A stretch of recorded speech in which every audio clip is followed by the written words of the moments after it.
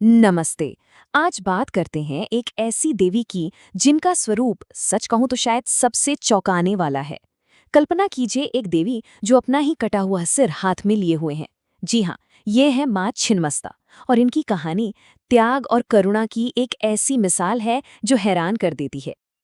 तो सवाल तो मन में यही आता है ना, कि आखिर कोई देवी अपना ही सिर क्यों काटेंगी। मतलब सुनने में जितना अजीब लगता है ना, इसके पीछे का संदेश उतना ही गहरा और पावरफुल है। तो चलिए इस रहस्य को परत दर परत खोलते हैं। तो देखिए, सबसे पहले ये समझना जरूरी है कि माँ छिन्नमस्ता कोई साधारण देवी नहीं है।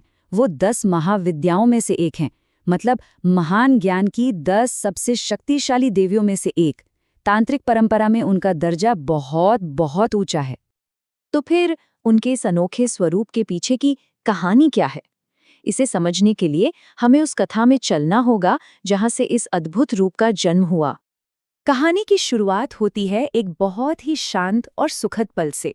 माँ पार्वती अपनी 2 सखियों दाक्षिणी और वर्णिनी के साथ मंदाकिनी नदी में स्नान करने गई। सब कुछ बिल्कुल ठीक था।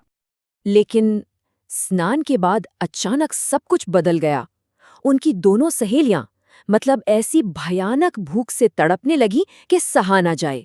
और ये कोई मामूली भूख नहीं थी। नहीं, ये एक ऐसी पीड़ा थी जो उन्हें अंदर ही अंदर जला रही थी। उनकी हालत इतनी ज्यादा बिगड़ गई कि उन्होंने माँ पार्वती से गुहार लगाई। माँ, हम भूख से तड़प रही हैं, हमारे प्राण निकल रहे हैं, कृपया हमें भोजन दें। उनकी आवाज में जो दर्द और लाचारी थी वो साफ महसूस हो रही थी। माँ पार्वती, वो तो माँ है। वो तुरंत समझ गई कि ये कोई आम भूख नहीं है, ये तो एक दिव्य संकेत है। ये पल कुछ बहुत बड़ा, कुछ असाधारण करने की मांग कर रहा था। और फिर उन्होंने जो फैसला लिया, उसने सचमुच ब्रह्मांड को हमेशा के लिए बदल दिया। और फिर उन्होंने वो किया जिसकी कोई कल्पना भी नहीं कर सकता। पहले उन्होंने अपना दिव्य स्वरूप प्रकट किया, फिर अपनी तलवार उठाई और एक ही झटके में अपना सिर धड़ से अलग कर दिया और उनके गर्दन से खून की 3 शक्तिशाली धाराएं फूट पड़ी। अब देखिए हुआ क्या। उन 3 धाराओं में से एक धारा ने दाक्षिणी की भूख शांत की, दूसरी ने वर्णिनी की, और जो तीसरी धारा थी वो सबसे अद्भुत थी। वो वापस मुड़कर उन्हीं के कटे हुए सिर का पोषण करने लगी। सोचिए, उन्होंने सिर्फ दूसरों को ही नहीं बल्कि खुद को भी जीवन दिया। और इसी परम बलिदान से जन्म हुआ माँ छिन्नमस्ता का। तो ये तो थी कहानी, लेकिन इस शक्तिशाली, इस पावरफुल छवि के पीछे छिपे हुए गहरे मतलब क्या हैं? चलिए अब इन प्रतीकों के रहस्य को भी समझते हैं। उनका अपने ही सिर को काटना, ये एक बहुत गहरे दार्शनिक सच को दिखाता है।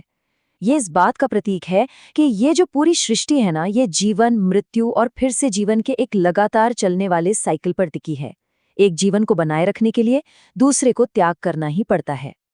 और वो जो खून की 3 धाराएं थीं, योगिक परंपरा में वो सिर्फ खून नहीं है, वो हमारे शरीर की 3 सबसे जरूरी ऊर्जा नाड़ियां हैं: इड़ा, पिंगला और सुषुम्ना। असल में ये उस कॉस्मिक लाइफ फोर्स यानी प्राण के बहाव का प्रतीक है जो हम सबके अंदर और इस पूरे ब्रह्मांड में दौड़ रही है। तो यहाँ एक बड़ा ही दिलचस्प विरोधाभास है ना? जो चीज बाहर से देखने में एक हिंसक काम लग रही है, वो असल में गहरी करुणा का, कंपैशन का सबसे बड़ा उदाहरण है। ये हमें यही सिखाता है कि असली सच्चाई वो अक्सर सतह के नीचे ही छुपी होती है। और अगर हम इसे आध्यात्मिक लेवल पर देखें तो सिर काटना असल में अहंकार को काटने का प्रतीक है।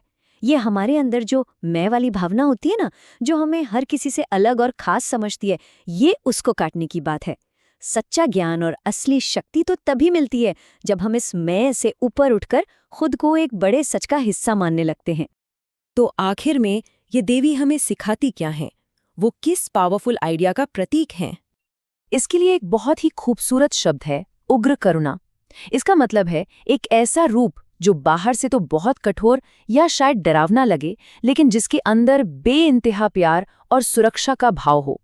बिल्कुल वैसे ही जैसे एक माँ अपने बच्चे को बचाने के लिए कोई भी कठोर रूप ले सकती है। और शायद इसीलिए भक्त माँ छिन्नमस्ता की पूजा करते हैं, ताकि वो जिंदगी की रुकावटों को दूर कर सकें, दुश्मनों के डर को खत्म कर सकें और अपने अंदर आत्मविश्वास पा सकें। खास तौर पर तांत्रिक साधना और कुंडलिनी जागरण के रास्ते पर उन्हें एक बहुत ही शक्तिशाली गाइड माना जाता है। तो माँ छिन्नमस्ता की ये कहानी हमें एक बहुत गहरे सवाल के साथ छोड़ जाती है। उन्होंने दूसरों के लिए अपने सिर तक का बलिदान दे दिया। हमारी अपनी जिंदगी में वो कौन सा छोटा मोटा अहंकार है जिसे हम किसी बड़ी भलाई के लिए, किसी और के लिए त्याग सकते हैं? इस पर सोचिएगा जरूर।